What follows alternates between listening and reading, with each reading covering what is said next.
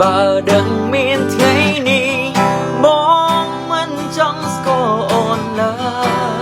យហើយអ្វីទៅអូនហើយបងចិត្តបងអើយពងវែងស្រឡាញ់ស្មើជីវិតស្រឡាញ់អូនខ្លាំងពេកយកស្នេហ៍បងជាល្បីកុំដល់จะស្រីឬយ៉ាងណាបើដឹងស្នេហ៍បែបនេះប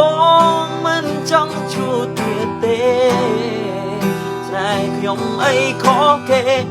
ឲ្យខ្ញុំត្រូវរួបអើយ